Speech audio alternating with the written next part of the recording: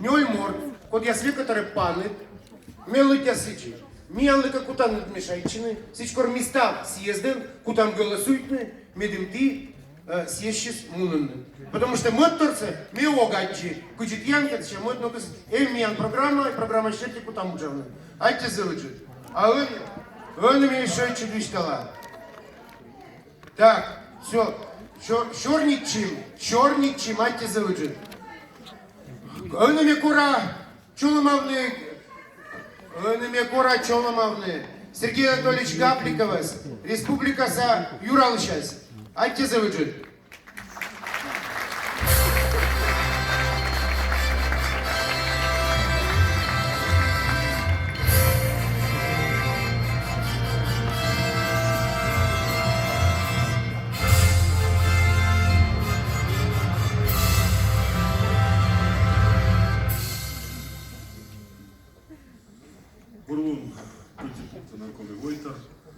Уважаемые делегаты и гости 12-го съезда Коми народа.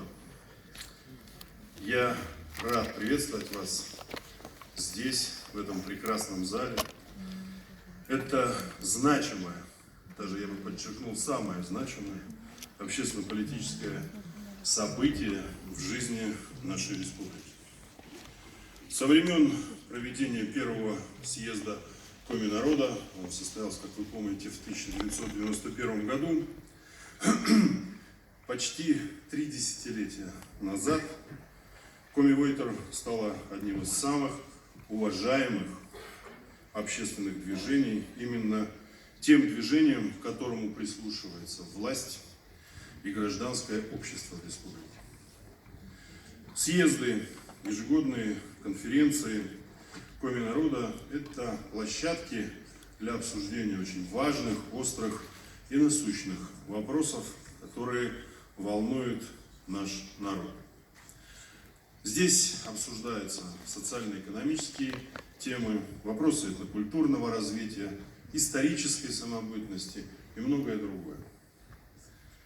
И чтобы, конечно, подчеркнуть особую ценность всего того, что люди высказывают, над чем живут и думают, здесь, в этом зале, делегаты, представляя каждый район, каждый город, конечно, имеют полное право и здесь имеют все необходимые условия для того, чтобы все эти наказы отработать и включить в общую резолюцию.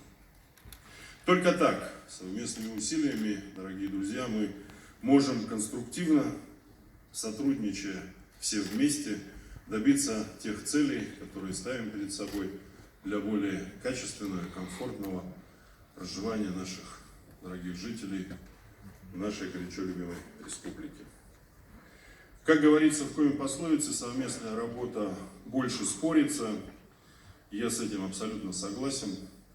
Прошедшие 4 года с момента 11-го съезда Коми народа показали, что есть вопросы, и они действительно были очень насущные и актуальные, и были сформулированы 104 мероприятия по итогам того 11-го съезда.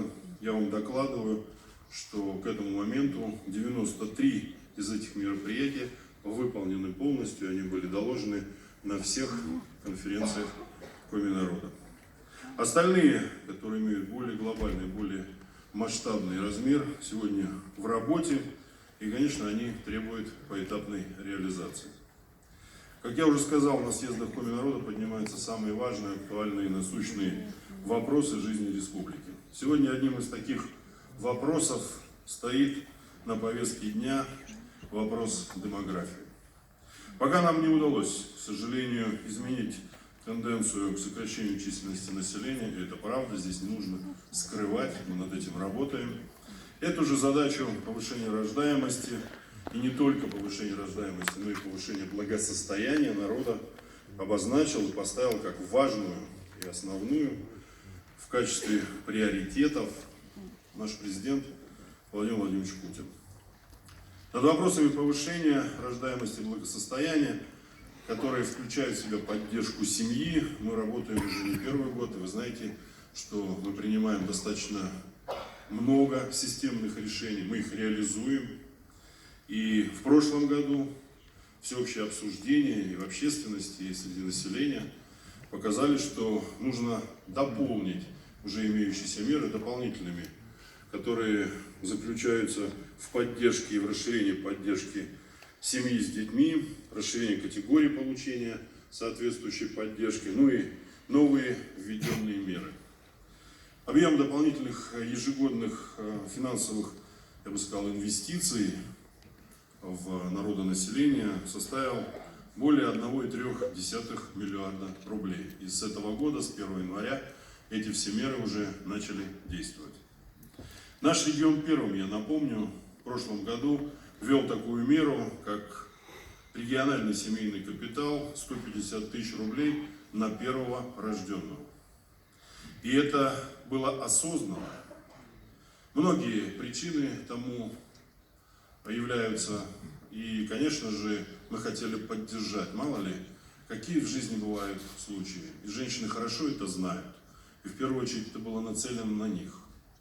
Кто-то оказался в сложной ситуации, у кого-то, к сожалению, в тех или иных условиях не оказалось того, кто рядом и кто был причиной создания будущего поколения. И вот здесь, конечно, это тоже явилось определенной причиной дать помощь нашим девчонкам, с тем, чтобы они чувствовали себя уверенно, надежно и чувствовали за своей спиной государство как опору, в том числе и в совместном воспитании ребенка. Я не побоюсь этого слова. Мы приняли на себя эту ответственность, мы знаем, что мы делаем, и мы идем к утверждению всех тех основ, которые создают уверенность наших мам в рождении детей, в их воспитании и в их светлом будущем. Президент России, как вы помните, объявил о том, что уже в этом году на федеральном уровне будет введен на первого ребенка материнский капитал и будет увеличены выплаты на второго и третьего детей. Вкупе, если честно так посмотреть, общий объем, который выделяется государством, конечно, эта мера, безусловно, позволит ощутимо повысить мотивацию и, наверное, все-таки уверенность в наших жителях создавать дружные, многодетные семьи. Что, конечно, на мой взгляд, и по оценкам экспертов, должно кардинально повлиять на демографическую ситуацию. Мы еще раз и намеренно подчеркиваем, что не только эти меры, но и меры благосостояния, увеличения доходов населения, конечно, создают уверенность в завтрашнем дне, в будущем. Мы еще раз, подчеркиваю, планомерно работаем над этим в нашей республике. Наши демографические инициативы получили высокую оценку экспертов сообщества в России. Я хочу отметить, что не средняя полоса России, не юга, а северная, вошла в пятерку лучших практик Российской Федерации, которые рекомендованы к применению в целом по стране. На съезде, на конференциях Коми народа всегда уделялось повышенное внимание вопросам доступности здравоохранения. Мы с вами неоднократно говорим на эти темы, мы много делаем, но, наверное, еще есть куда стремиться и чем заниматься. Здравоохранение – это та отрасль, которая, безусловно, касается каждого. От рождения, как поется в песне, и до тризны. Мы уделяем огромное внимание первичному звену. И вы знаете, что у нас есть проблемы с ФАПами, но если в отдельных регионах Российской Федерации требуется построить 4, 5, может быть 6 ФАПов, у нас их нужно построить 129. И построить их нужно за ближайшее время. И мы приступили к этой работе. Мы сегодня занимаемся плотно этим вопросом, решаем вопросы с проектной документацией, с формами проведения определенных отборочных процедур, которые тоже являются определенным